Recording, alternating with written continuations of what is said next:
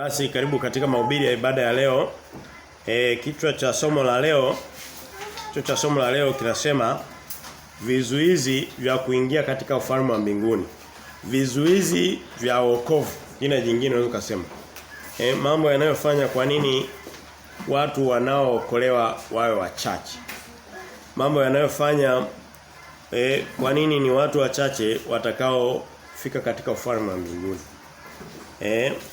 Tutaangalia ni vingi kwa kweli. Dunia ina mambo mengi yanayozuia watu na vingine vitakuwa sio vigeni lakini tutavisema kwa maandiko. Kwa hiyo maandiko mpaka yaseme ndipo tunaweza kusema kwamba hiki ni kizuizi. Kwa hiyo tutaangalia mambo kadhaa. Yamkini leo tutaona mambo matano lakini ni mengi.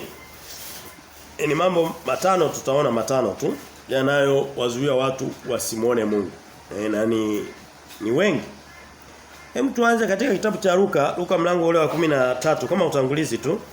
Luka mlango wa 13 mstari ule wa 23.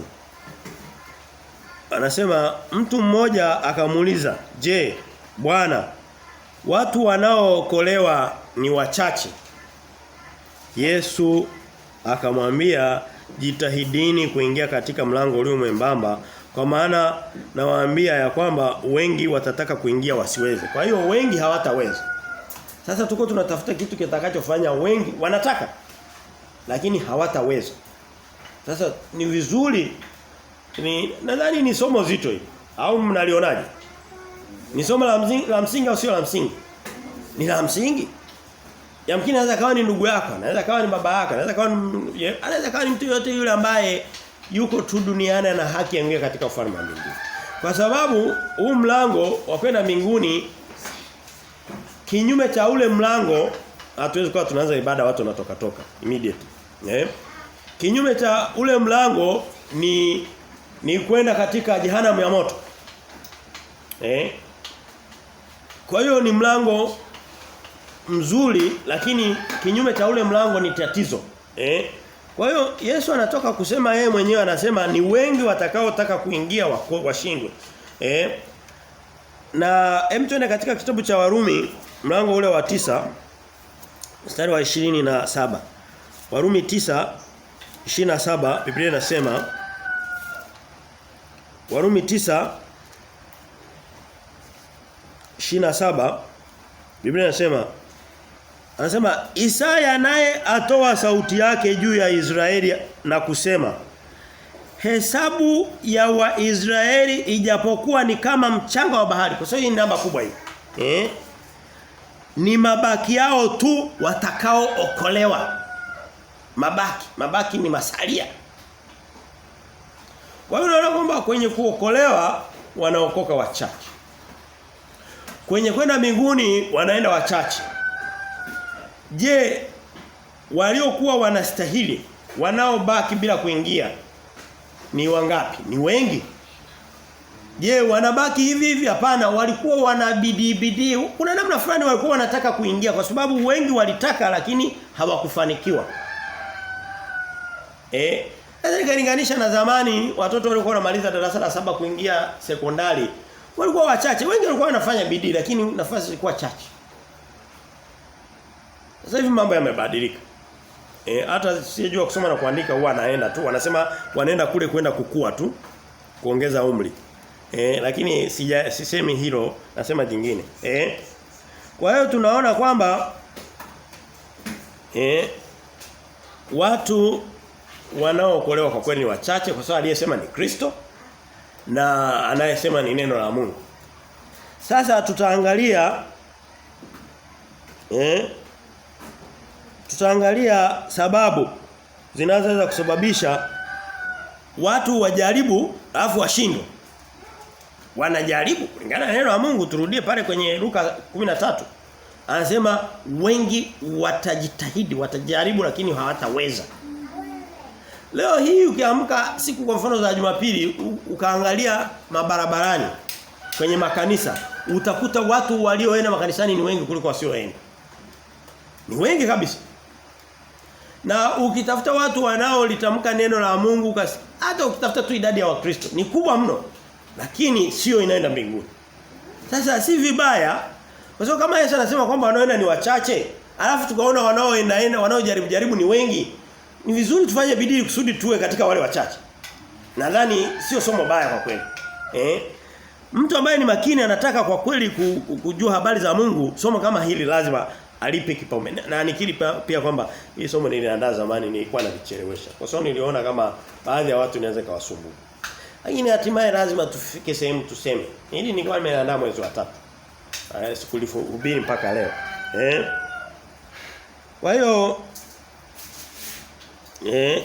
kwa mfano tunaona kwamba tuangalie sehemu nyingine ambapo watu wanajaribu kwenda kwa Mungu lakini hawafanikiwi. Hem, tuende katika kitabu cha Mathayo mlango wa 7. Mathayo mlango wa 7 na Luka 13 zinaenda sambamba. Ni mambo ambayo Yesu alifundisha aina moja.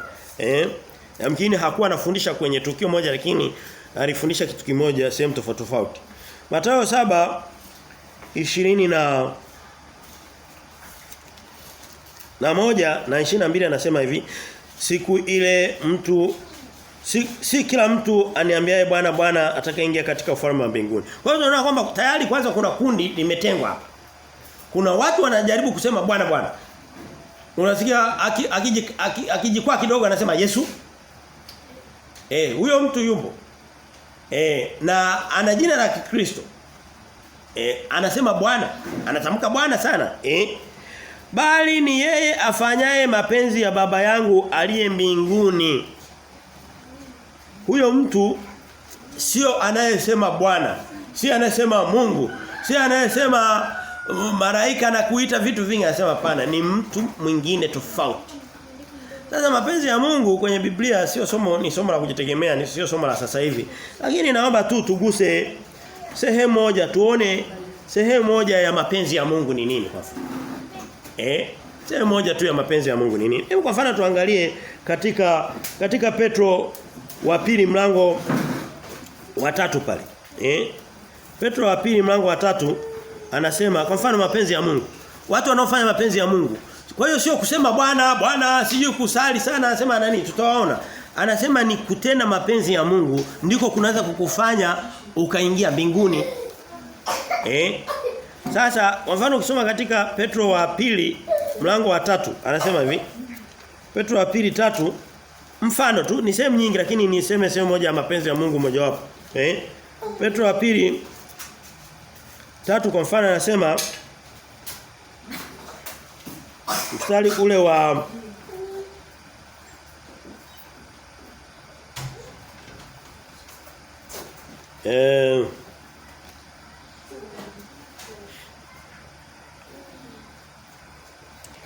kwa mfano mstari wa 8 anasema hivi. Mstari wa 8 tena mstari wa 9 anasema hivi. Petro wa pili 3:9 anasema hivi. Bwana hakawii kuitimiza ahadi yake kama wengine wanavyodhani kukawia, bali huvumilia kwenu, maana hapendi mtu yeyote apotee, bali wote wafikirie toba. Mtu anayetenda Mungu hapendi. Mapenzi ya Mungu ni watu waifikirie toba. Kwa hiyo toba ni kugeuka na kuacha kuamini vitu vingine na kumwamini Kristo. Ndio maana ya toba halisi. Kutubu na kugeuka. Kutubu ni kugeuka. Kwa sababu ingekuwa ni kutubu na kuacha dhambi, hakuna anayetubu na kuacha dhambi. Kwa sababu hata mimi nimezitubu lakini bado naendelea kuzitenda. Lakini nilichotubu, nimetubu katika nimegeuka kutoka kuamini vitu vingine nikabaki na muamini Kristo peke yake. Peke yake. Sina kingine ninachokiamini hapa nilipo. Ninayo elimu kubwa, siamini elimu. Niko hapa. Siamini elimu. Kuna watu wanatumaini elimu zao. Kuna watu tutaona kuna watu watakao kushindwa kwenda mbinguni kwa sababu walidhani matendo yao, kazi wanazozifanya, labda naenda niona watibu watu wanapona, labda itanifikisha mbinguni. Hiyo nayo haitoki. Kwa hiyo tunaona kwamba mapenzi ya Mungu ni pamoja na kuhakikisha kwamba unaifikiria toba na watu wengine wanaifikiria toba. Wanageuka na kuacha kuamini vitu vingine. Wanaacha kuamini masanamu kwenye makanisa yao. Wanaacha kuamini rozari, wanamwamini Kristo. Wanaacha kuamini kitu kilichotengenezwa kiwandani, wanakiweka shingoni hapa. Wanaamini neno la Mungu. Ukiwauliza Ufunuo inasema nini hajui, anajua rozari. Huyo mtu haendi mbinguni hata kidogo. Sio mapenzi ya Mungu mtu kutumainia vitu vilivyotengenezwa kwa mikono ya wanadamu kiwandani na vinauzwa kwa fedha. Vingine vinauzwa kwa dola. Kwa hiyo ni sehemu moja wapo tu. Unaweza kusema sehemu nyingine ni nyingi mapenzi ya Mungu. Kwa mfano sijapata muda lakini kwenye mstari sikuwa nimeuandaa lakini kwenye Yohana 6 sehemu nyingine anasema sikuandaa huo mstari lakini naomba tu mniamini. Yohana 6 anasema mapenzi ya Mungu ni kwamba watu wote wamuonao. Mtumishi unaweza kunitafutia mstari Yohana 6 ili tuthibitishe kwa maandiko. Mapenzi ya Mungu ni watu wote wamuonao mwana, wamuonao Kristo waweze kumwamini. Ni mapenzi ya Mungu. Yaani Mungu hapendezwi na dunia inayofanya vitu vingine, inafanikiwa katika teknolojia, inafanikiwa katika mambo yote kwenye TV, sasa hivi nasikia kuna wale matajiri namba 1 akina Jeff Bezos, akina nani, wako kwenye wako wanaenda mwezini, wakitoka sio wanaenda kwenye sayari ya Mars, wanaenda kutafuta makao. Sio mapenzi makubwa ya Mungu kwenye eneo hilo. Mapenzi ya Mungu ni watu wote waweze kumwamini Kristo. Kwa hiyo tunaona kwamba sio wote wanaosema Bwana Bwana, alafu wakaenda wakatumainia vitu vingine. Ni watu wanao tena mapenzi ya Mungu, ambao mapenzi ya Mungu ya kwanza ni kuifikiria toba, ni kuifikiria wokovu, ni kumwamini Kristo. Hiyo nilikuwa naitafuta katika na sehemu nyingine. Naweza sikutaka kuingia kwenye somo ndani ya somo. Hilo ni somo la mapenzi ya Mungu, nitakuja kuyafundisha kama fundisho, kama somo la Jumapili. Kwa hiyo tunaona kwamba sio kusema Bwana Bwana kunako kupeleka kwa Kristo, bali ni kuyatenda mapenzi ya Mungu. Kuifikiria toba na kuwafikisha watu wengine wakaifikiria toba. Tulikuwa katika Mathayo ile hatukuimaliza Mathayo mlango ule wa 7. Turudi pale mstari wa 20 anasema wengi wataniambia siku ile Bwana Bwana hatukufanya unabii kwa jina lako. Kwa hiyo kuna watu watataka na ni wengi. Leo hii wote mnaanza kukubaliana kwamba makanisa yanatafuta unabii. Wanataka kuingia kwa mbinguni kwa kufanya unabii. Yesu anasema hapana, hiyo haikuingizi mbinguni. Anaendelea anasema wengi hatukufanya unabii kwa jina lako na kwa jina lako kutoa pepo. Leo hii wanakuambia watu wote wenye mapepo, wenye magonjwa, anasema hivyo vitu vyote na ni namba kubwa, watu hawa watafungiwa nje kulingana na Kristo. Watafungiwa nje. Anaendelea anasema hatukufanya unabii kwa jina lako kutoa pepo na kwa jina lako kufanya miujiza mingi. Leo hii watu wanataka kwenda makanisani kwa lengo la miujiza. Miujiza hata miujiza midogo tu kwenda kuponywa. Yaani anaamini kwamba neno la Mungu ni dogo lakini akienda kaombewa akapona, anaona ndio. Leo hii ukiwapeleka watu wengine anasema nataka mtuombee lakini msitupe wokovu. Ndio sivyo? Kwa hiyo hili kundi ni kundi linalomwamini Mungu, linamtaja Mungu, linamuita Bwana Bwana, lakini halifanyi mapenzi ya Mungu, linafanya mapenzi yao wenyewe. Wanataka miujiza, wanataka unabii, wanataka vitu kama hivyo, anasema hao hawaingii. Sasa hilo kundi hebu tuangalie kwa nini watu wataangukia katika yani kinachowafanya waingie huku, wasiingie huku kwingine ni nini? Ndio tuko tunajaribu kujibu hilo swali kwenye somo la leo. Na sehemu nyingine kwenye Luka ile 13 sikupata muda wa kwenda huko kwa sababu uwezo kufundisha injili yote ndani ya somo. Kwa sababu injili ndefu. Sehemu nyingine wanamwambia Bwana ulifundisha katikati yetu. Yaani maana yake tulikuwa tunaenda na kanisani uko unafundisha neno lako linasoma lakini na hem tuulize. Yuda Iskarioti hakufundishwa na Yesu? Je, alienda mbinguni? Hapana. Anasema bora hata asingezaliwa. Kwa hiyo kufundishwa haitoshi. Haitoshi. Na hakuna faida ya kukaa ndani ya kusanyiko kama hili na jingine kama hatuna uhakika wa kwenda mbinguni. Na anayetupeleka mbinguni Kristo anatuambia waziwazi njia. Anasema mimi ndimi njia ya kwenda uzima. Je, kwenye moyo wako Kristo ndo njia yako peke yako? Kwa sababu Kristo kwanza ana wivu. Hataki umtumie kama njia alafu utumie njia nyingine.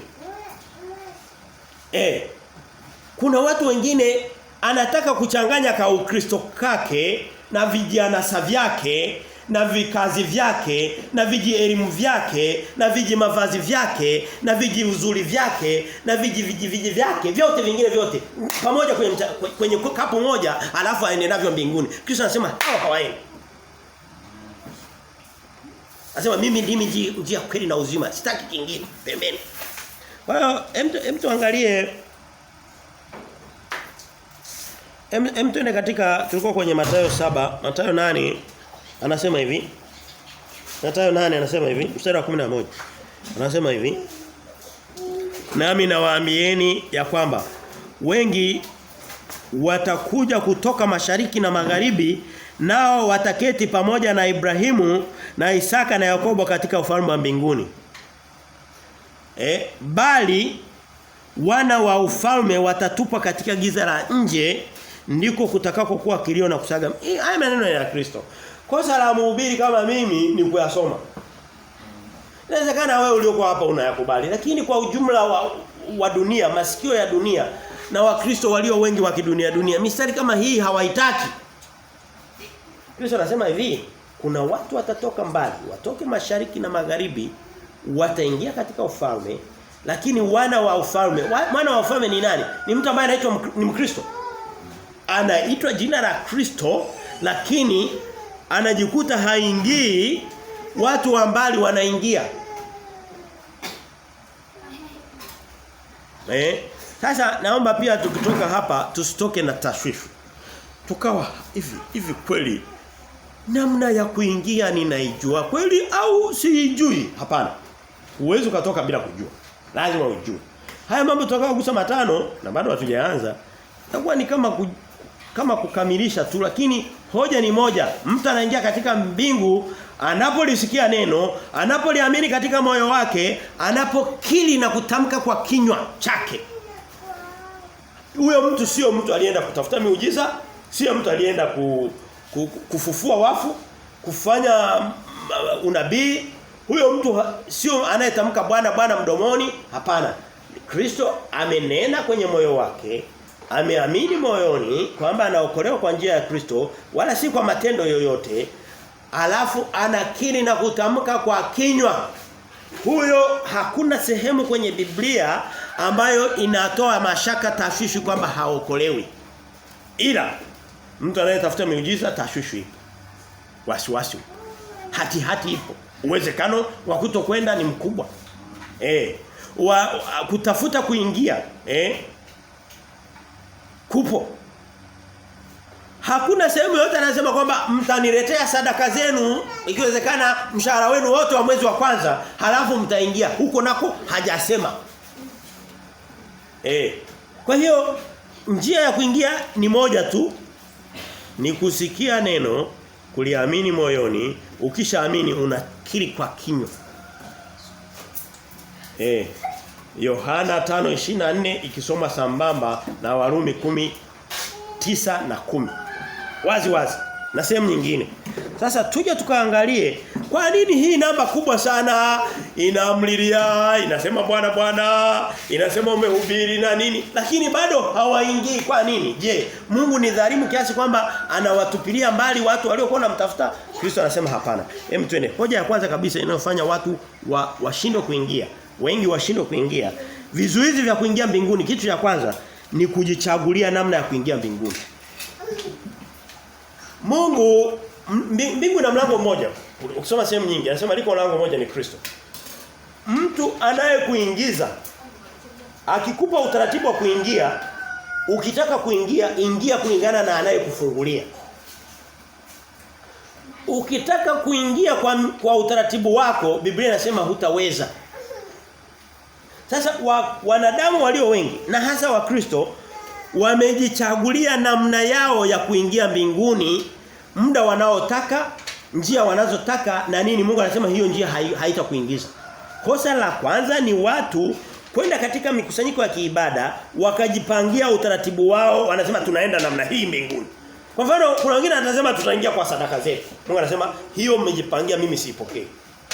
Kwa hiyo kujichagulia namna ya kwenda mbinguni kutafanya watu wengi wabaki nje. Amina. Amina. Tusome katika kitabu cha Warumi mlango wa 10 mstari wa 2 na wa 3. Tusome kwa nini tuangalie mfano tu mmoja wa watu wanaojaribu kuingia kwa utaratibu wao. Mungu anasema huo utaratibu siutaki. Mungu anasema siutaki. Na hivi ngoja niulize, mtu anawezaje akajua namna ya kwenda mbinguni kama hasomi maneno ya Mungu? Huwezi kaenda darasani ukasoma mpaka ukapata masters na degree au ukafanya kazi umo wakakufundisha namna ya kwenda mbinguni. Huko hawavifundishi vitu. Mimi nishaenda kule sikuvisikia. Sehemu kunakofundishwa namna ya kwenda mbinguni ni kwenye kitabu cha Mwanzo. Kama Habili alivyoenda mbinguni. Ni kwenye kitabu cha Kutoka kama Musa alivyoenda mbinguni. Kwenye kitabu cha Mambo ya Walawi kama akina Haruni walivyoenda mbinguni. Ni kwenye kitabu cha Hesabu kama akina Huri na wengine walivyoenda mbinguni. Ni kwenye kitabu cha Kumbukumbu la Torati kama wana wa Israeli kile kizazi cha pili kilivyoenda mbinguni na kuendelea mpaka kwenye Ufunuo. Ni watu wanaoamini Kristo mmoja wote. Lakini huipati sehemu nyingine. Hutaipata katika mihadhara, katika makusanyiko, utaipata kwenye hiki kitabu kimoja tu. Sasa tusome Warumi mlango wa 10 mstari wa 3. Biblia inasema hivi. Tuanze mstari wa 2 inasema hivi. Tuanze mstari wa kwanza. Warumi 10:1 anasema hivi. Sikiliza kundi linalopotea kwa sababu limejiamulia namna yake.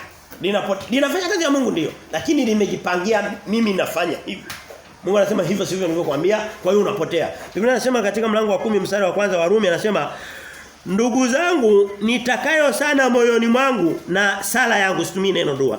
Na sala yangu ni muombayo Mungu ni kwa ajili yao ili waokolewe. Alikuwa anaongelea habari za Wayahudi. Huko nyuma kote mlango wa 10 wa 9 ni wa Israeli. Tunataka kusoma wa Israeli. Mlango wa 9. Anasema waokolewe. Anasema hivi kwa maana na washuhudia. Yaani anasema ili kwa kweli sio maficho, ni kitu cha waziwazi, ni ushuhuda wa waziwazi. Kwamba wanajuhudi kwa ajili ya Mungu. Hawa watu hawaachi kwenda kanisani. Hawa watu wana rozari sana, wanasali mara 53. Ile rozari moja na unasali mara 53. Kwa sababu kuna mara 10 na nyingine mara 3. Lakini si katika maarifa. Wanabidii na Mungu. Wanatoa sadaka. Wanasema Bwana wanafufua wafu, wanafanya vitu vyote vya kimungu. Hii ni bidii ya kimungu lakini si sawa na maarifa. Ni kinyume na ukweli. Maarifa ndiyo kweli. Mstari wa 3 anasema ndo hasa unakamilisha hii habari. Anasema hivi kujichagulia kwenda mbinguni njia yako ambayo sio Mungu aliyokuambia. Mstari wa 3 anasema kwa maana wakiwa hawaijui haki ya Mungu, haki ndiyo inatupeleka mbinguni. Hawaijui na wakitaka kuithibitisha haki yao wenyewe. Kwa hiyo wamechagua njia zao wenyewe.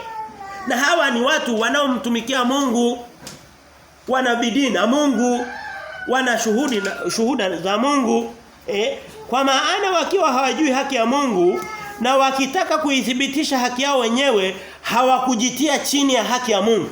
Kwa hiyo hawa watu walipishana na Mungu. Ila wakiwa wanafanya mambo ya Mungu. Wanaita Bwana, wanaita Yesu. Wanasema Yesu na Maria, wanasema maneno yote. Kwa hiyo hawa watu wanaingia hawaingia. Ili kundi haliingii hili. Je, wanafanya kazi ya Mungu wafanye kazi ya Mungu? Wanafanya kazi ya Mungu. Lakini hawaingii.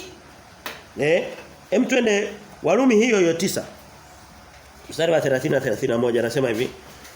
Anasema kwa sababu ni hoja hiyo. Tulikuwa kwenye 11 tunarudi 9 nyuma ilipoishia 9 pale. Anasema tuseme nini basi? Ya kwamba watu wa mataifa wasioifuata haki walipata haki, lakini ni ile haki iliyo ya imani. Kwa hiyo hawa watu, kuna watu wa mataifa, mimi na wewe, tumeipata haki ya Mungu wa Israeli. Hakuwa Mungu wetu kimsingi. Wakati anaanza alikuja kama Mungu wa Israeli, makusudi yake atoka kwa Israeli. Anasema wokovu unatoka kwa Israeli na kuifikiria dunia. Sasa anasema hawa watu wanatoka mbali, wanatoka mashariki na magharibi, wanatoka mabara ya mbali, wanatoka kusini, wanaingia katika ukoo wa Ibrahimu. Ndio tutatoka kuona kwenye kitabu cha Mathayo pale mlango wa 8. Anasema tuseme nini basi ya kwamba watu wa mataifa wasioifuata haki walipata haki, lakini ni ile haki iliyo ya imani, bali Israeli wakiifuata sheria ya haki hawakuifikiria ile sheria. Kwa sababu gani? Kwa sababu hawakuifuata kwa njia ya imani bali kana kwamba kwa njia ya matendo. Leo hii kuna watu wanataka kuingia mbinguni, sio Waisraeli, mfano ni Waisraeli. Wanataka kuingia mbinguni kwa jinsi ya matendo. Kuna maimani mbalimbali. Unakuta asubuhi wanaamka asubuhi, wanabeba machupa ya uji, wanapelekea watu, wanaanzisha mashirika ya kusaidia watoto yatima, maneno, ni matendo yote yale, lakini Kristo hayumo ndani ya mioyo yao. Anasema walitafuta kwa jinsi ya matendo. Leo hii watu wanakuambia tufanye matendo mazuri ili kusudi kifo kitukute katikati ya matendo mazuri ndio tufike mbinguni. Hamjawahi kuwasikia watu? Mungu anasema hao watu waende hapo. Kwa sababu Waisraeli walijaribu kwenda hivyo, Paulo anasema anatamani na wenyewe waende mbinguni na anasema anasema ule mstari wa 3 anasema walikuwa wanaitafuta haki lakini wakaikosea kwa sababu hawakuitafuta ilivyo sawa sawa. Leo hii mtu asiyesoma Biblia kuanzia mwanzo mpaka mwisho hawezi kujua makusudi ya Mungu. Atadhani anamtafuta Mungu, atadhani anamtumikia Mungu lakini atakuwa yuko kinyume na mapenzi ya Mungu. Kwa sababu hajui, hana maarifa. Maarifa yako katika neno la Mungu. Habari za mbinguni zinapatikana katika mwanzo mpaka Ufunuo. Zimejaa katika kitabu cha Isaya, zile sura 66. Zimejaa katika zile sura 150 za Zaburi. Zimejaa nani anaweza kumwambia Zaburi ya 89. Mungu anasema vitu vikubwa sana pale. Namna ya kwenda mbinguni. Ambavyo sio kwa jinsi mtu hajui. Kwa hiyo kwenda mbinguni tunaona kwamba sasa sio kwa jinsi tulivyochagua wenyewe. Anaendelea anasema kwa mfano tusome Waefeso 2:8 na 9 anasema. Waefeso 2:8 na 9 anasema hivi. Waefeso kimbie kweli kweli kwa sababu ya muda. Waefeso 2:8 na 9 anasema hivi. Anasema kwa maana mmeokolewa kwa neema kwa njia ya imani. Hiyo ni imani katika Kristo na imani inakuja kwa jinsi ya kusikia neno la Mungu, ambayo hiyo haitokani na nafsi zenu, ni kipawa cha Mungu wala si kwa matendo. Kulingana na neno la Mungu, mtu hawezi akaokolewa kwa jinsi ya matendo. Lakini leo utakuta kuna nusu ya wanadamu duniani wako kwenye dini inaitwa ya Wakatoliki. Wanakuambia tunaenda kwa matendo. Na tumetoka kuona kwamba matendo yaliwafanya Waisraeli washindwe kuingia mbinguni. Sasa je, hatuoni watu wengi wakijaribu kuingia alafu wasiweze? Ndiko tulikoanzia kwamba kuna watu wanajaribu kuingia hawawezi, kundi moja wapo ndo hili linalotaka kuingia kwa matendo yao. Liko wazi, walijaribu, wanabidii. Anaendelea katika kitabu cha Wagalatia, kama ulikuwa kwenye Efeso rudi kushoto utakuta kitabu cha Wagalatia mlango wa 2 mstari wa 16 kwa mfano anasema hivi. Anasema hali tukijua ya kuwa mwanadamu hahesabiwi haki kwa matendo ya sheria bali kwa imani ya Kristo Yesu. Sisi tuliomwamini Yesu Kristo ili tuhesabiwe haki kwa imani ya Kristo. Anasema hakuna matendo, amekataa. Na kwenye Warumi 11:6 kwenye Biblia yako wameandika nusu ya mstari, sio wote. Amesema hivi vitu viwili huvichanganyi kwa pamoja. Yaani huwezi ukachanganya matendo na imani alafu vikakupeleka mbinguni. Mungu amekataa. Anasema kama ni kwa matendo sheria imani inabatilika. Na kama ni kwa imani matendo yanabatilika. Vyote haviendi. Mwingine anakuambia mimi niko tofauti na hao kwa sababu nina imani na matendo kwa pamoja. Mungu anasema havishikani hivyo. Huwezi ukaenda mbinguni kwa jinsi ya mwili na kwa jinsi ya roho kwa pamoja. Havishikani. Havina aina moja yani havikuumbwa kwa namna moja. Kimoja kimetoka mbinguni, kingine kimetoka kwenye udongo, kwenye mavumbi ya nchi. Anaendelea katika kitabu cha Tito 3:5. Tuko tunaangalia watu wanaotaka kwenda mbinguni kwa matendo kwa namna kwa sadaka kwa kuimba kwa kuvaa. Wengine wanadhani kwa kuvaa. Mwingine anakuambia wana mavazi ya kiimani. Anakuvaa na kofia na vitu. Nadhani kwamba mavazi yanaweza kumpeleka mtu mwingine. Kuna dini moja inaitwa Siloamu. Wanavaa mavazi meupe. Wanadhani kwamba kwa kuvaa mavazi meupe. Na ndicho alichofanya mtu aliyeunda kanisa la Katoliki anaitwa Konstantini. Konstantini mkuu. alipokuwa anakufa wiki yake ya mwisho alibaki amevaa mashuka meupe, amelala kwenye mashuka meupe, amevaa mavazi meupe, anasema yuko anaondoka sasa naenda mbinguni kwa mavazi meupe. Wiki yake ya mwisho alipokuwa kwenye kitanda cha mauti, aliondoka katika vitu vyeupe peke yake. Akidhani kwamba mavazi yanaweza kupeleka mtu mbinguni. Twende katika Tito 3:5 anasema hivi. Tito 3:5 anasema hivi. Mlango wa mwisho wa Tito ni mlango wa 3 mstari wa 5 anasema hivi. Si kwa sababu ya matendo ya haki tuliyoyatenda sisi, bali kwa rehema yake, kwa kuoshwa, kwa kuzaliwa kwa pili, kwa kufanywa upya na Roho Mtakatifu ambaye alitumwagia kwa wingi kwa njia ya Kristo Yesu Mwokozi wetu. Unaona kwamba bado ni habari za Kristo. Leo hii nakuhakikishia Wakristo wengi Kristo wako haimo ndani ya mioyo yao. Wanaitwa Wakristo kwa majina lakini Kristo si chochote katika maisha yao. Ni namba kubwa. Sadaka zao ni muhimu sana. Mavazi yao ni muhimu sana. Matendo ya sijui unabii, sijui ishara na miujiza ndivyo vinavyotawala makanisa na mikusanyiko mikubwa ya Wakristo. Vinatawala Jumapili mpaka Jumapili. Hapana. Kwa hiyo tunaona kwamba Kristo alisema wengi wanajaribu kuingia hawasiingie na tumeshaona kundi kubwa tu lao. Anaendelea kitu cha pili, mbali na watu wanaojaribu kwenye ibada na kwenye dini, kundi la pili ambalo litashindwa kuingia likijaribu kuingia litatokana na vitu vinaitwa kazi, ajira na fani. Utashangaa nitakuhakikishia kwa maandiko. Kazi ya mtu, ajira ya mtu, fani ya mtu. Kuna watu nishatangulia kusema. Kwa mfano nakwambia yule jamaa labda ni nesi. Ameshawazalisha kina mama waliokuwa kwenye hali ngumu labda 500, 1000. Anadhani kwamba yale matendo ya kutibu wagonjwa na nini yanatosha akapeleka watu mbinguni. Haina uhusiano kabisa. Ni kundi moja na watu labda wanaotoa misaada, unasikia sijui ni shirika la Umoja wa Mataifa la kusaidia wakimbizi, sijui shirika la kusaidia shida watu wanapokuwa wamepata mafuriko ni inaitwaje? La maafa lile la shirika la kimataifa la maafa. Red Cross, msalaba mwekundu wale. Makundi kazi hizi anakuambia anadhani kwamba hizo kazi sijui ni daktari nimeshafanyia upasuaji watu waliokuwa wanaenda kufa ngapi sijui hivyo vyote kazi na fani na ajira hazitatosha kumpeleka mtu mbinguni. Ni kundi la matendo hivi. Tusome katika kitabu cha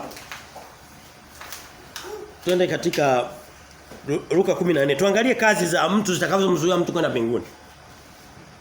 Na kazi sio katika kuzitenda akadhani amemfanyia Mungu mambo mazuri. Ni pamoja na kazi kumshikilia zikamzuia kwenda kukutana na Kristo. Naomba hiyo ieleweke. Kazi ya mtu anakuambia nina kazi nzito na kazi nyingi, siwezi nikapata muda, leo niko hospitali, leo niko wapi na tibu na nini, akaacha kwenda kwa Kristo akadhani kwamba yuko anamhudumia Kristo kule. Hiyo nayo hiyo njia imefungwa. Tusome tuone watu kazi zao zilivyowazuia kwenda kukutana na kwenda kwenye kazi ya Kristo. Twende katika kitabu cha Luka mlango wa 14. Luka 14 16 anasema. Luka 14 16 mpaka 20. Akamwambia mtu mmoja alifanya karamu kubwa akaalika watu wengi. Hiyo ni taswira ya kwenda mbinguni. Hiyo karamu sio karamu nyingine, ni kwenda mbinguni, Ni lugha ya mithali ya Kristo. Akamtuma mtumwa wake saa ya chakula awaambie wale walioalikwa, njoni kwa kuwa vitu vyote vimekwisha wekwa tayari. Wakaanza wote kutoa udhuru kwa nia moja. Hawa watu wanaingia hawaingii. Wa kwanza alimwambia nimenunua shamba, nina kazi. Hiyo ni kazi iliyomzuia. Nina shughuli nyingine. Huyu mtu angekuwa hana chochote, hana shamba, hana kazi, angekimbia moja kwa moja kwenye msosi huu. Lakini anasema hapana, huu msosi haunitoshi. Mimi nina shamba langu, ninaweza kujirisha kesho na kesho kutwa. Nimenunua shamba, sharti niende nikalitazame. Tafadhali unisamehe. Huyo anakosa kwenda mbinguni.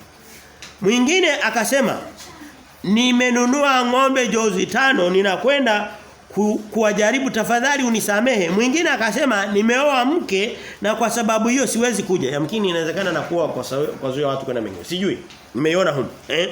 Anasema basi yule mwenye nyumba akakasirika, akamwambia mtumwa wake, toka upesi uende katika njia kuu na vichochoro vya mji ukawalete hapa maskini. Na hao watu maskini walikuwa na kazi za kwenda kufanya? Hapana. Na vilema na vipofu na viwete. Wanaingia wengine, hao wenye shughuli za kufanya hawaendi. Jamani, huwezi kupishana na maneno haya. Kuna namna nyingine unaweza kupata definition au tafsiri au maana zaidi ya maneno. Haipo.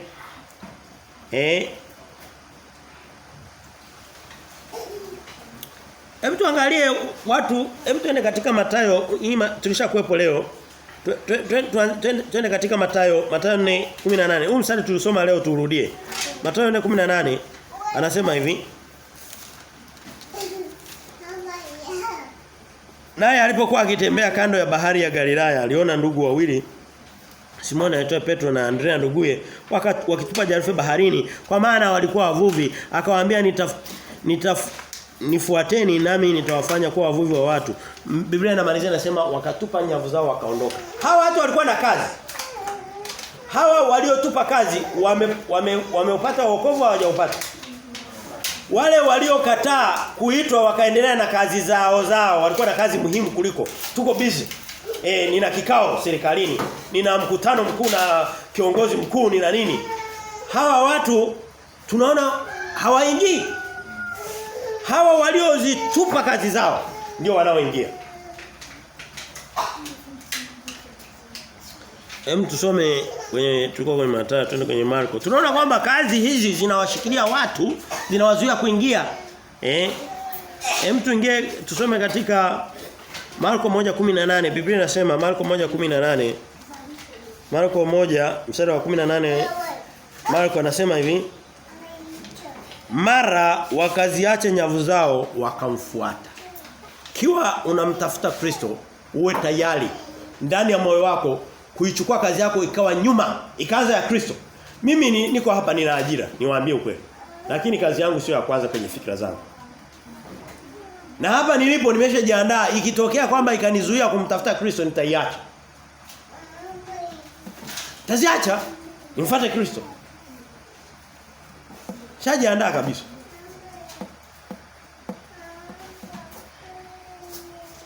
Kwa sababu tunaona kwamba kuna watu walikuwa na kazi wakakataa, wakazifuata, wakamwacha Kristo, wakamkosa. Kuna watu walikuwa na kazi zao wakaziacha, wakamfuata Kristo. Sasa tuchague upande.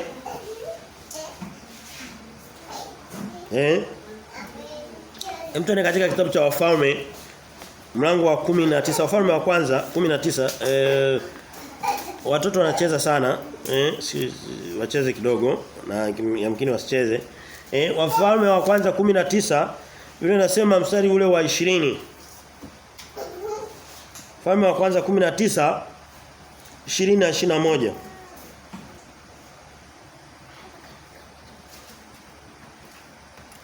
Naye akawaacha ng'ombe, akamfuata Elia mbio, akasema, nipe ruhusa na kuomba nimbusu baba yangu na mama yangu, kisha mimi nitakufuata. Akamwambia, enenda urudi ni nini niliyokutendea. Tunaona kuna ni taswira, ni picha, ni lugha ya picha. Elia alikuwa nabii wa Mungu, alikuwa ndo ana ujumbe wa Kristo. Tuseme ndio taswira ya Kristo. Halafu anapita anamkuta Elisha akiwa na baba yake. Wakiwa wana jozi 12 za ng'ombe. Akiwa kazini, jozi 12 hata leo hapa tulipo hakuna mwenye jozi 12 za ng'ombe za kulimia. Ni biashara nzito hiyo. Biashara ya nguvu hiyo. Kilima shamba unaweza kupata hata ukalima hata ekari 50 kama una jozi 12 za ng'ombe. za Maksai. Huyu mtu alikuwa ana ufanisi mkubwa sana. Lakini Biblia inasema akaziacha zile ng'ombe, akaziacha zile nyavu, akawaacha wale Maksai, akafata wokovu. Kwa hiyo kazi za watu zitawafanya wadanganyike wadhani kwamba labda kwa kutenda matendo ya kazini labda fulani watakuwa wanamtendea Mungu matendo ya wokovu. Hapana, lakini pia zitawanyima nafasi ya kumfuata Kristo. Leo hii ni rahisi sana mtu kutoka hapa akamwambia kwamba sisali kwa sababu niko zamu Jumapili. Kuna mama mmoja alipataka kazi pale hoteli ya ilikuwa inaitwa Kilimanjaro, baadaye ilibadilishwa jina fulani. Kempinski. No, sikumbuki nafikiri ni wewe. Akaacha kuwa anakuja kanisani. Nakumbuka siku moja tukasema vipi? Sema kazi imenibana. Nina wageni wengi sana Jumapili. Samda. Huyo ni mtu ambaye ameshindwa kuziacha nyavu zake. Na hatuoni watu waliobaki. Kama kuna watu wamelala naomba wainuke watoke. Kwenye mstari wa pili hapo.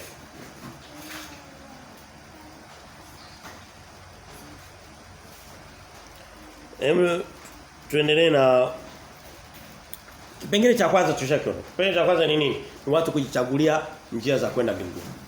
Wanataka kuingia kwa miujiza, wanataka kuingia kwa bwana, wanataka kuingia kwa nini kwa matendo Biblia. Pia tunaona vitu vinavyowakipu busy, kazi, ajira, fani na nini. Hilo kundi lote linawafanya watu wadanganyike au wasitake kumfuata Kristo.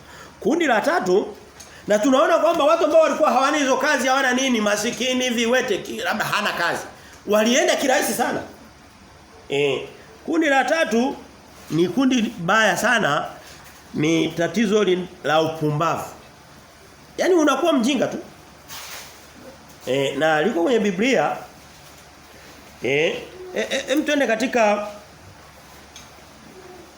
Twende katika kitabu cha twende kwenye Luka mlango wa 19 mstari ule wa 21.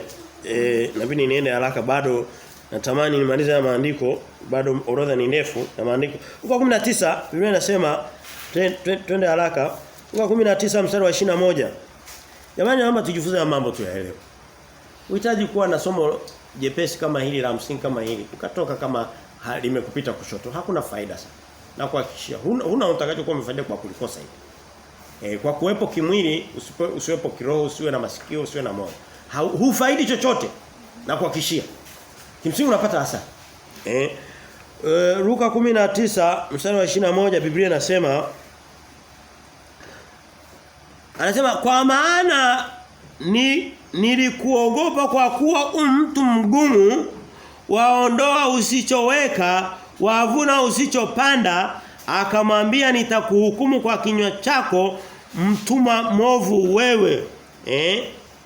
Sehemu nyingine ukienda kwenye Mathayo 25 anasema mtuma mpumbavu. Yaani yule mtu alipewa talanta, akaenda ujinga tu. Hakuwa na nia mbaya yule mtu. Ni ujinga tu. Wenzake wakaenda wakaifanyia kazi kazaa matunda. Huyu kwa ujinga tu, labda anamuogopa Yesu, anamuogopa bwana wake, akaenda akaificha tu ikapata kutu.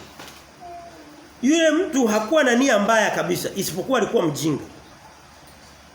Alikuwa mpumbavu. Na by the way, mara nyingi Biblia inasema Mungu anatutaka tuwe na fahamu, tusiwe wajinga. Leo hii watu wengi ni wajinga kwa habari ya neno la Mungu. Kabisa. Unakuta mpaka askofu wao hajui anachokiabudu. Kabisa. Biblia inasema sheria ya Bwana ni kamilifu, humtia mjinga hekima. Ukisoma maneno ya Mungu utajikuta umepata hekima na ufahamu. Daudi anasema twende katika Zaburi zile. Mimi zile Zaburi nazipenda. Msikiliza Zaburi ya 119. Mtu anayesoma maneno ya Mungu anavyokuwa. Sikiliza. Anatoka kwa mpumbavu, anatoka kwa mjinga, anakuwa na ufahamu usio wa kawaida. Zaburi ya 119 mstari ule wa 100 na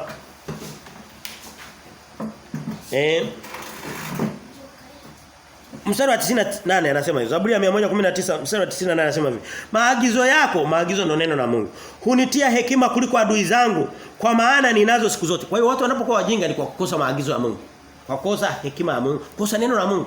Mtu hawezi kusoma neno la Mungu akaendelea kuwa mjinga hata siku moja. Biblia inasema maagizo yako hunitia hekima kuliko adui zangu, kwa maana ninayo siku zote. Ninazo akili kuliko wakufunzi wangu wote, maana shuhuda zako ndizo nizifikirizo. Wewe msoma neno la Mungu. Nina ufahamu kuliko wazee, kwa kuwa nimeyashika mausia yako. Nimejiepusha miguu yangu na kila njia mbaya, ili nilitii neno lako na kadhalika. Kwa hiyo unaona kwamba huyu mtu anapata ufahamu kwa sababu ya kujua kweli ya Mungu. Sasa tunaona kuna huyu mtu ambaye anaenda na hukumiwa na bwana wake, na hukumiwa na Kristo kwa sababu ya ujinga wake wa kwenda na kuficha talanta. Na kuomba Mungu amekupa talanta. Usifiche talanta yako. Wewe itumie tu kidogo. Basi wewe Mungu hahitaji vitu vingi sana. Akikupa kamoja anasema niletee kamoja. Akikupa 10 anakudai 10. Hajamdai kwamba wewe nimekupa kamoja nataka 10, hapana. Mungu anajua kwamba alichotupa kidogo ndicho hicho anachokitaka kidogo. Ila hataki hasara. Anasema katika kitabu cha Mathayo 16.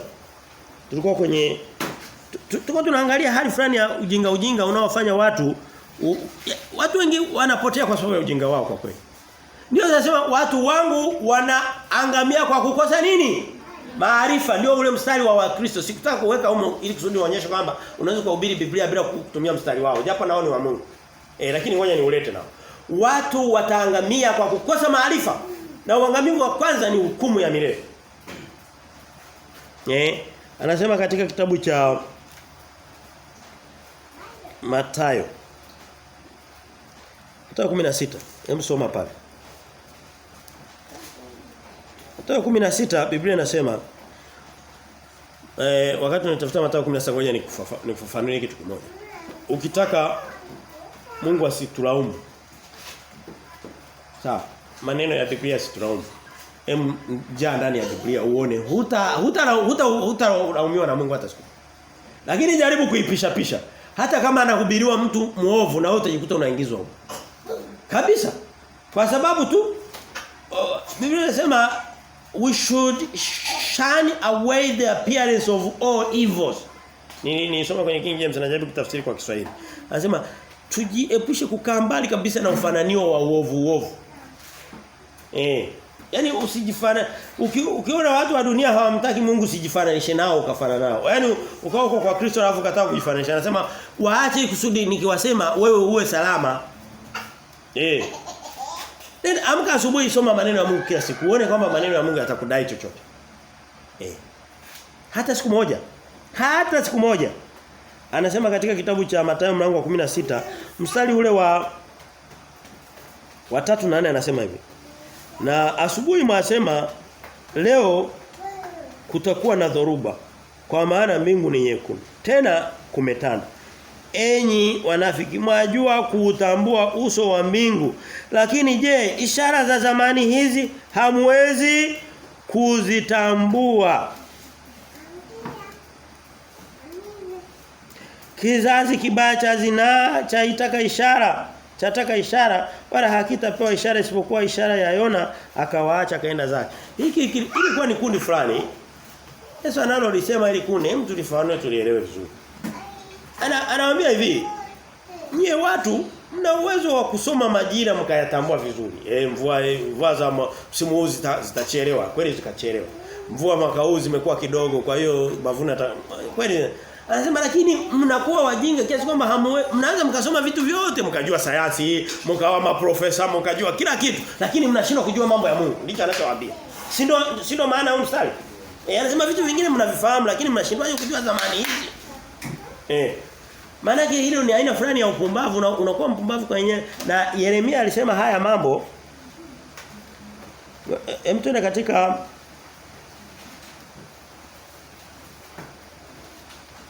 kitabu cha Yeremia. Tuone okay, kama nimefundisha vitu vingi leo naomba huu mstari wa Yeremia ndio uondoke nao kichwani. Na mimi sikuwa nimeukariri sana lakini huwa naukutana nao mara kwa mara. Lakini sasa hivi nataka kufanya mstari wangu wa kufanya kazi wa kila siku. Hem tusome Yeremia 4:22. Huu mstari ndio naweza kusema ndio ujumbe mkuu wa leo. Yeremia 4:22. Kama utaweza kukariri kichwani kukumbuka ujumbe wake ule, ufanye hivyo na mimi nitafanya hivyo. Yeremia 4:22 Biblia inasema hivyo. Anasema kwa maana watu wangu ni wapumbavu. Sio neno zuri. Mungu hajapendezwa. Hawanijui. Ni watoto waliopungukiwa akili. Wala hawana ufahamu. Hao ni Wakristo hao. Je, hawa watu wanasifiwa na Mungu sana? Hapana. Ni wenye akili katika kutenda mabaya, bali katika kutenda mema hawana maarifa. Na kuhakikishia binadamu wengi ndivyo walivyo. Mwanadamu wa leo huwezi ukamdanganya kwenye pesa yake. Hata kama ni mtoto mdogo anajua kuhesabu hela vizuri, mtoto wa miaka 7 anajua kuhesabu hela vizuri. Anasema kwenye mambo mabaya wana ufahamu mzuri tu. Anaweza akakwambia mistari yote ya nyimbo za Diamond lakini hawezi akashika mstari mmoja wa Biblia. Anasema kwa vitu vya duniani vichafu chafu wana ufahamu mkubwa. Lakini kwa habari za mambo ya Mungu ni wapumbavu. Hilo ni kundi baya jamani. Hili ni kundi baya. Na wewe sio kusema kwamba huko humo, ni kwamba tuko kwenye hata mimi naye kwambia niko kwenye hatari ya kuangukia humo nisipokuwa kila siku nakula neno la ufahamu. Biblia tumeona anasema katika Wakorintho wa kwanza mlango wa 11, mlango wa 10 mstari wa 11 alisema 11 na kwenda 13. Anasema aliyesimama aangalie asianguke. Maneno haya lengo lake ni kututia nguvu kila siku kusudi tuendelee kusimama. Ndio lengo lake. Sio lengo la kutuhukumu hapana, ni lengo la kututia nguvu. Ili kusudi tusianguke. Watu wanaona kwamba kuna kundi litakosa kwenda mbinguni kwa kushindwa kujua majira na nyakati, kwa kujihusisha na vitu vingine lakini wasiwe na ufahamu wa Mungu, ni upumbavu. Kundi jingine ambalo litashindwa kwenda mbinguni ni kwa sababu ya kiburi cha uzima. Jamani, hili ni neno sio dogo sana. Kiburi cha uzima. Mtu anapokuwa mambo yake yamemnyokea, afya iko vizuri, chakula kipo, shibe ipo, mambo yako vizuri, anajikuta hana sababu ya kumtafuta Mungu kwa namna yote. Hicho kinaitwa nini? Kiburi cha uzima. Kudhani uko salama kumbe hauko. Hem tuende katika kitabu cha Yohana mlango ule wa 9. Yohana 9. Nikisoma Yohana 9 kwa vile vile mtu ambaye alikuwa pamoja nasi wakati tunasoma kitabu cha Yohana atakumbuka kwamba ni habari za mtu aliyezaliwa kipofu. Kitabu cha Yohana mlango wa 9 mstari ule wa kiburi cha uzima hicho wa 9 mlango wa 9 mstari wa 38 anasema hivi. Sikiliza maneno ya Mungu anasema hivi. Akasema naamini Bwana. Akamsujudu. Yesu akasema mimi nimekuja ulimwenguni humu kwa hukumu ili wao wasioona waone na wanaoona wawe vipofu. Naomba nieleweke, huo mstari umejificha kidogo maana yake lakini naomba niufafanue. Kulikuwa kuna kipofu. Alikuwa na mtu kipofu anaweza kawa na kiburi cha uzima? Hapana. Kwa sababu yani anapapasa popote pale anakubali.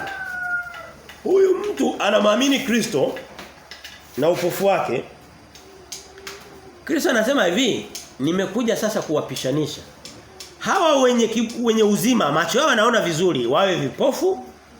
Ukiambiwa na Kristo kwamba unakuwa kipofu, jua maana yake umepotea. Na hawa walio vipofu, wasio na kiburi cha uzima, waweze kuona. Watu wenye uzima wa miili yao na usalama wa maisha yao mara nyingi huwa hawamtafuti Mungu. Mara nyingi.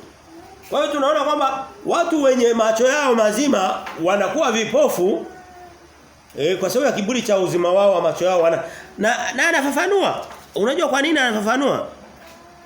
Anasema hivi, Mstari wa 41 anafafanua kwamba kwa nini wamepotea wakati wana macho yao. Anasema hivi, mstari wa 41 anasema hivi, Yesu akawaambia, kama mngekuwa vipofu msingekuwa na dhambi, lakini sasa mwasema twaona, basi dhambi yenu inakaa. Kwa sababu mnadhani ni wazima, mna kiburi chenu, basi hamponi.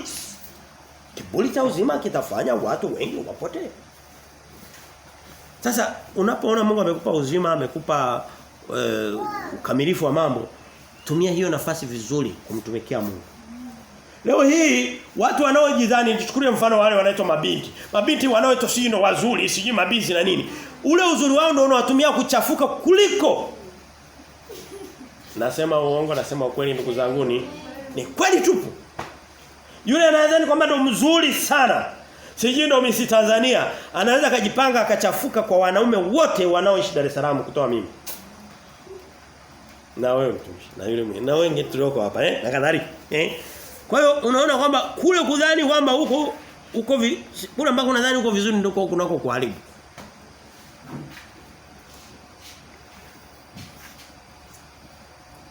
Yohana wa kwanza mlango wa 2 tunaangalia kitu cha 4. Tunaona kwamba uzima wa watu unawapoteza. Unawafanya wawe vipofu. Wao wanadhani wanaona. Na kuomba jamani, usidhani kwamba unaona kila siku hapana. Muda wote nenda kwa Kristo, mwambie Kristo, mimi ni kipofu, naomba unifungue macho. Kila kukicha. Hiyo sio sehemu ya wokovu, kwa sababu hatuokolewi kila siku hapana. Kitu kinachookoka kila siku ni nini? Ni miili. Miili yetu inaokoka kila siku, lakini roho zetu zimezaliwa mara moja milele. Nasoma katika kitabu cha Yohana wa kwanza mlango ule wa 2. Mstari ule wa Yohana wa kwanza 2. Yohana wa kwanza 2 mstari wa 15 anasema hivi. Yohana wa kwanza 2:15 Biblia inasema, msipende dunia wala mambo yaliyomo katika dunia. Mtu akipenda dunia, kumpenda Baba haukumo ndani yake. Mara nyingi kumpenda Mungu sio kitu kinachotupeleka mbinguni. Kimwamini Mungu ndio kinatupeleka mbinguni. Lakini vitu vinakaribiana, vimeshikana. Utamwamini mtu sio mpenda. Lakini watu wengine pia wanamwamini Mungu bila hata kumpenda kwa ajili tu ya hofu. Bila hata kumpenda. Lakini ni vitu vinakaribiana. Anasema hivi, maana kila kilichomo duniani, yaani tamaa ya mwili na tamaa ya macho na kiburi cha uzima havitokani na Baba bali vyatokana na dunia. Huyo mtu ambaye ana vitu vifuatavyo. Ana kiburi cha uzima. Tamaa ya mwili, vitu yani ukamilifu wa mwili. Anasema hivi vitu vinamfanya mtu aende apishane na Mungu. Aende upande mwingine. Sasa Mungu akama ametupa hivyo vitu, tujue kwamba ni hatari, vinaweza kutupotosha. Kuna watu wengine anaenda kanisani akiwa anaumwa tu kwenda kuombewa. Au akiwa anapitia kwenye changamoto tu, siku mambo yameendea vizuri, anaenda kwenye anasa zake. Kwa sababu anajua kama anauma hataenda hiyo pombe, kwa sababu atakuwa anakunywa na dawa. Bwana anasema kipindi hiki ngoja tu niende kanisani. Mambo yakimnyokea tu, anatupa vya kanisa, anaenda kwenye kuenjoy maisha, kwa sababu mwili si mzima. Mwili mzima ambao unauma unaweza ukafanya anasa kirahisi. Hapana. Siku akiuma tunaenda kwa Mungu. Amepungukiwa anaenda kwa Mungu. Hapana. Twende kwa Mungu hata tukiwa tumepungukiwa. Hata tukiwa hatuyapungukiwa. Kwa tunaona kiburi cha uzima.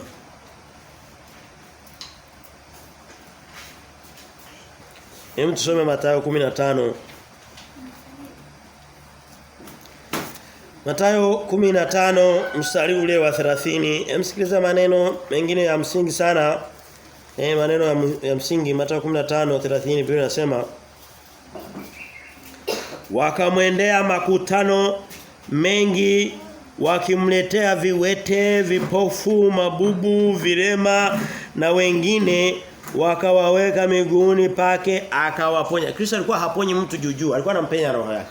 Kwa hiyo unaona kwamba watu waliofanikiwa kutokeza kwa Yesu wengi ni watu walikuwa hawana uzima mwingi.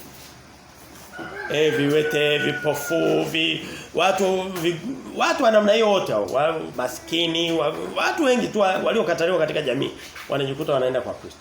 Kwa hiyo wakati mwingine tutaona kwamba watu ambao mambo yao ya kiafya na kifedha, kiuchumi, wengi wanajikuta wanamkosa Mungu. Je, tuwe maskini na huwezi kujifanya kipofu. Lakini kama umepewa macho, kumbuka kwamba macho yangu yasije yakanifanya kumkosa Yesu. Basi badala yake yanifanye kumpata Kristo. Kuna watu akina Paulo walikuwa wazima, walikuwa na kila kitu. Paulo akaviacha akamfuata Kristo. Huhitaji kuwa kipofu na kiziwi na maskini kumfuata Yesu. Unamfuata ukisikia sauti ya Kristo unamfuata. Ukisikia sauti ya mchungaji nenda kwake. Uwe kipofu, uwe kiziwi, uwe umefanikiwa, umepinda, vyovyote utakavyokuwa kiongozi, uwe maskini, uwe chochote kile mfuata kwa Kristo. Basi. Hoja ya mwisho, na hii sihitaji kuisema sana kwa sababu bila hata kuisoma, bila hata kuifafanua, huhitaji mistari mingi, iko wazi. Kitu kingine kitakachofanya watu wakose mbingu ni mali. Vitu vya dunia. Kiache kiburi cha uzima, kiburi cha mafanikio, kiburi cha mali. Hem tusome katika kitabu cha Mathayo hiyo Mathayo 6:24. Huwa tunarejelea sana Mathayo kwa sababu Kristo alifundisha vitu vingi sana kwenye Mathayo. Mathayo 6:24 Biblia inasema hakuna mtu awezaye kutumikia mabwana wawili. Kwa maana atamchukia huyu na kumpenda huyu, ama atashikamana na huyu na kumtumikia na kumdharau huyu. Hamwezi kumtumikia Mungu na mali. Naona kwamba hivi vitu viwili havikai pamoja. Ndio sio? Ndio. Okay. Nani anadhani kwamba hili kundi ni dogo sana duniani? Kwamba ni watu wachache sana ambao mali zao na mambo yao hayatakuwa kikwazo kwenda kwa Kristo. Ni kundi dogo hilo? Kundi kubwa sana. Yamkini ndio kundi kubwa kuliko yote. Kuliko hata hizo zinazoitwa kiburi cha uzima. Kuliko hata zinazoitwa kazi na fani na nini. Hata upumbavu. Hili ni kundi kubwa sana. Na ndicho watu wanachokitafuta kila kukicha. Nasema katika kitabu cha Mathayo 9:27. Nasema Mathayo 19:27. Anasema hivi Mathayo 19:27. Biblia inasema hii ni mistari tu tulishaisikia, kwa hiyo sisitizi sana, tumeisha hubiri mara nyingi, kwa hiyo imeisha kaa mioyoni mwenu. Ukisoma utajua. Mathayo 19:27 anasema ndipo Petro akajibu kama Mathayo 19 tuanze 23 anasema hivi. Yesu akamwambia wanafunzi wake, "Amina nawaambieni ya kwamba itakuwa shida tajiri kuingia katika ufalme wa mbinguni." Nani anaweza kusema kwa huo mstari mdogo? Mstari mkubwa sana. Ni mstari mkubwa sana. Leo hii watu wanaotafuta sana utajiri kwa gharama yote. Mtu yuko tayari kutoa hata mtoto wake apate utajiri. Watu wanaotoa kafara watoto wao hapa Dar es Salaam ni wachache. Ni wengi mno. Na kafara sio lazima umpeleke sijui umfanye ndondocha. Hapana, hata kumtelekeza tu. Unakuta mtu anaenda yuko kwenye kazi zake, mtoto anajilea popote pale. Ile ni kafara, anakuwa shoga, anakuwa malaya, anakuwa chochote, anakosa hekima. Yeye yuko kwenye ufanisi wa kazi zake na mafanikio yake. Hiyo ni kafara hiyo. Akiutafuta utajiri ambao tumeona kwamba anasema ni shida sana kabisa. Aliyesema ni Yesu, sio mimi. Kwamba ni kitu kulingana na Yesu, nikijaribu kutumia maneno yangu kuelezea nilichokielewa, ni kwamba anaona kwamba haiwezekani kwenda mbinguni kwa haya matajiri. Mpaka Mungu aingilie kati. Kwa mara, yani ni kwa matukio ya miujiza. Sasa ukitegemea miujiza, ni nani ambaye anataka kwenda sehemu kwa kutegemea miujiza? Mungu hataki miujiza hata siku moja. Mungu anataka vitu vya wazi.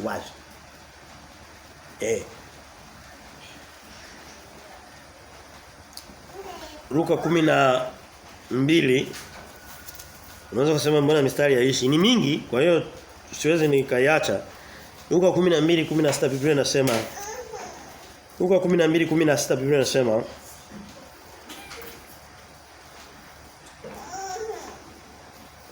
Luka 12:16 anasema kaambia mithali akisema shamba la mtu mmoja tajiri lilikuwa limezaa sana. Kaanza kuwaza moyoni mwake akisema nifanyeje, maana sina pa kuyaweka akiba mavuno yangu. Akasema nitafanya hivi, nitazivunja gara zangu nijenge nyingine kubwa zaidi, na humo nitaweka nafaka yangu yote na vitu vyangu. Kisha nitajiambia nafsi yangu na vitu vyema vingi ulivyojiwekea akiba kwa miaka mingi, pumzika basi, ule, unywe, ufurahi.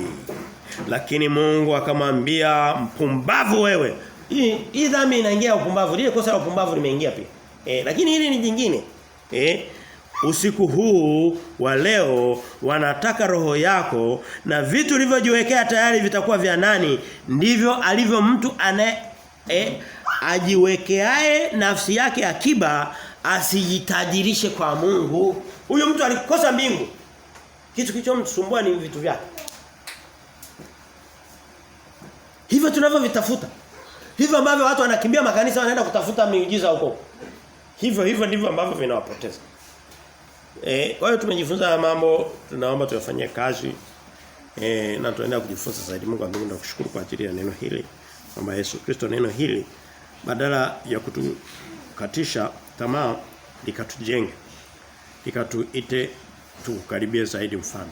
Na likawe chanzo Mungu wa mbinguni cha kupandikiza mbegu ya wokovu katika mioyo na fahamu za wasikilizaji, watu tuliokusanyika hapa na wanaotufuatilia kutokea mbali. Baba, baraka zako zikambatana na watu wako siku ya leo na neema yako kawe nyingi wiki yote iliyoko mbele yetu. Mfalme, tunakushukuru kwa wema na fadhili zako. Ni katika jina la Mungu Baba, Mwana na Roho Mtakatifu. Mimi tunakupokea. Amen.